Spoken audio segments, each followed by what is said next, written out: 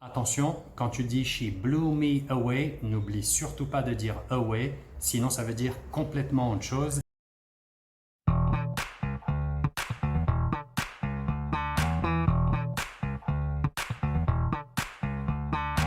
Hey there, how is it going? Welcome back on my YouTube channel. Alors aujourd'hui, je voulais vous faire une petite vidéo sur les phrasal verbs, que l'on appelle en français les verbes à particules.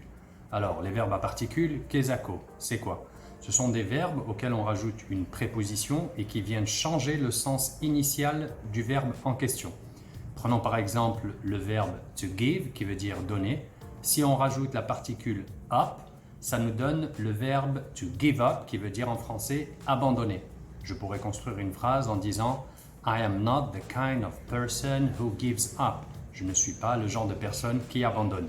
Sachez au passage que les verbes à particules sont très importants dans le cadre de la progression dans la langue. C'est eux qui vont vous faire passer du niveau débutant à intermédiaire, voire avancé. Donc ne les négligez pas.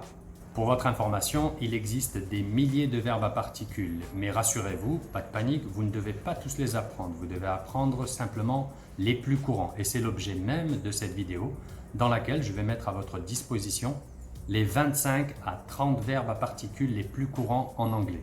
Cette vidéo est destinée aux débutants, mais si vous avez un niveau intermédiaire ou avancé, n'hésitez pas à la regarder jusqu'au bout, ce sera pour vous l'occasion de voir est-ce que vous maîtrisez cette liste de base. Mais avant de commencer, je t'invite à t'abonner à cette chaîne YouTube et à activer la petite cloche pour recevoir les notifications des prochaines vidéos.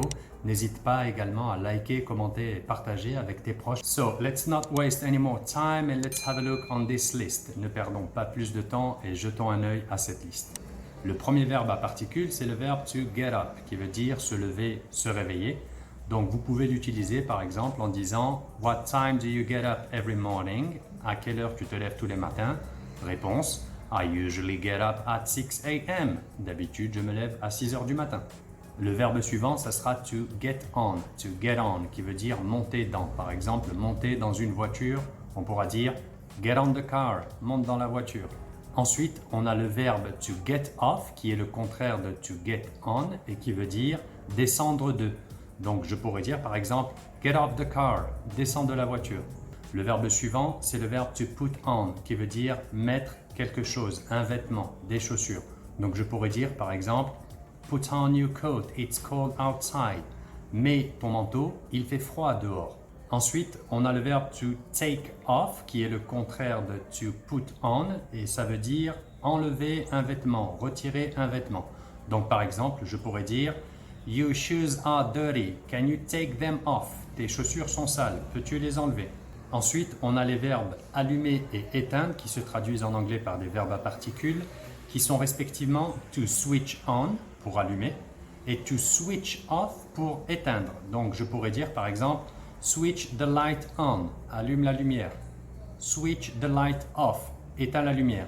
Et ça fonctionne globalement pour tous les appareils électriques, donc la télévision, le téléphone, l'ordinateur, etc.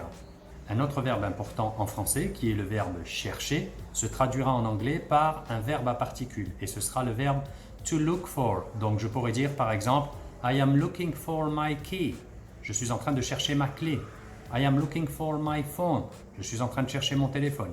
Maintenant, si tu prends le verbe to look for, qui veut dire chercher, tu retires la préposition for et tu la remplaces par after.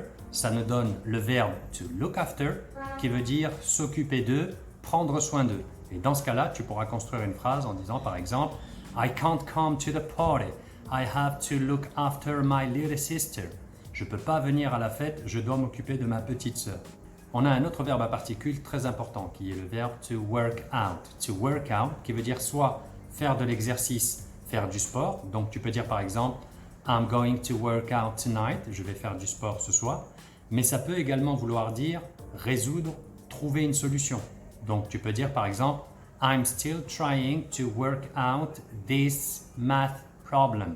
J'essaye encore de trouver la solution à ce problème de maths. Ensuite, on a le verbe to break up qui veut dire rompre une relation sentimentale, comme disent les jeunes, casser. Donc tu peux dire par exemple Sarah and John broke up last week. Sarah et John ont rompu la semaine dernière. Étant donné qu'on est entouré d'affabulateurs et de mythomanes, il est important de connaître le verbe inventer, imaginer, qui se traduit en anglais par le verbe à particules to make up. Donc dans ce cas-là, tu peux faire une phrase en disant par exemple She made that story up to get me in trouble.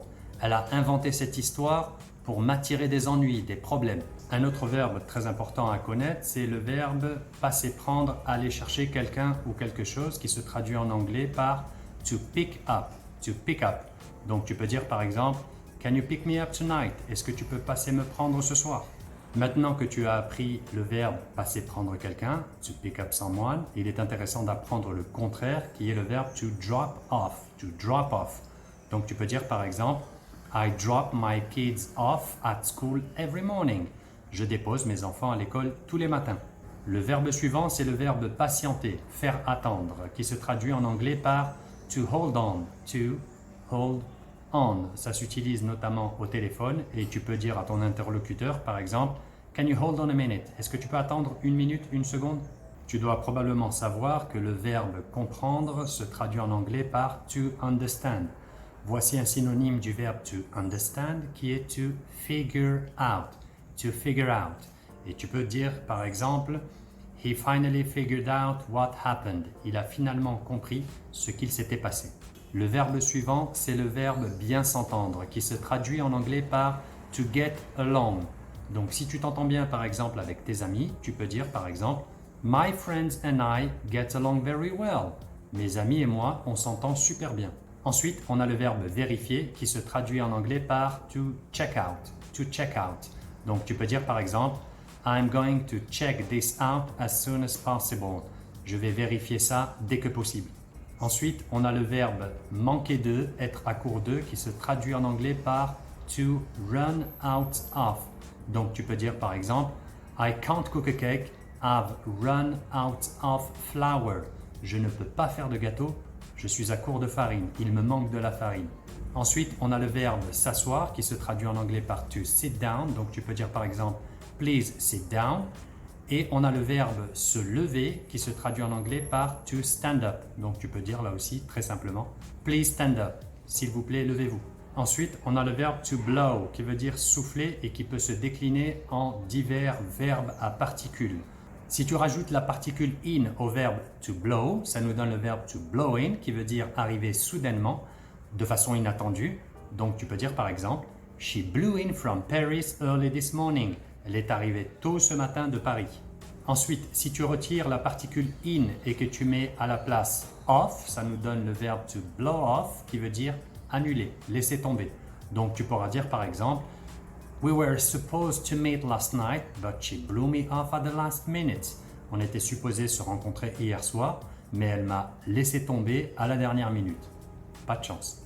Maintenant, tu retires la particule off et tu mets à la place away. Ça nous donne le verbe to blow away qui veut dire impressionner. To blow someone away, impressionner quelqu'un. Donc tu peux dire par exemple She blew me away. Elle m'a impressionné. Attention, quand tu dis She blew me away, n'oublie surtout pas de dire away, sinon ça veut dire complètement autre chose et je laisse ta curiosité aller vérifier ce que ça veut dire. Tu connais probablement le verbe to carry qui veut dire porter, transporter. Si tu rajoutes la particule on juste après, ça nous donne le verbe to carry on qui veut dire continuer, poursuivre. Donc tu peux dire She carried on as if nothing had happened. Elle a continué comme si de rien n'était. On a vu en début de vidéo le verbe to give up qui veut dire abandonner. Si je retire la particule up et que je mets à la place back, ça nous donne le verbe to give back qui veut dire rendre. Donc dans ce cas-là, tu peux dire Can you give me back my phone? Est-ce que tu peux me rendre mon téléphone? Ensuite, tu as le verbe to catch up qui veut dire rattraper le temps perdu, rattraper son retard. Ça s'utilise notamment lorsque tu n'as pas vu quelqu'un depuis longtemps. Tu peux lui dire Long time no see. I think we should definitely catch up. Ça fait longtemps que je t'ai pas vu, je crois que ça serait bien qu'on se voit pour se mettre à jour, pour se donner des nouvelles, etc. etc. Tu peux également l'utiliser lorsque tu as beaucoup de travail à rattraper et dire I have a lot of work to catch up. J'ai beaucoup de travail à rattraper. Attention, tous les verbes à particules n'ont pas le même fonctionnement. Certains d'entre eux acceptent l'objet entre le verbe et la particule. C'est le cas notamment de to check something out, vérifier quelque chose. Et d'autres n'acceptent pas l'objet entre le verbe et la particule. C'est le cas notamment du verbe patienter, to hold on. Tu peux dire hold on a minute, mais tu ne peux pas dire hold a minute on. C'est incorrect. Et voilà, la vidéo touche à sa fin. J'espère qu'elle t'aura plu. Si c'est le cas, n'hésite pas à t'abonner à la chaîne YouTube et à activer la petite cloche pour recevoir les notifications des futures vidéos. N'hésite pas également à liker, commenter et partager avec tes proches, ton entourage, tes amis. C'est tout pour moi pour le moment. Comme on dit en anglais, let's leave it there. Take care and see you soon. Cheers!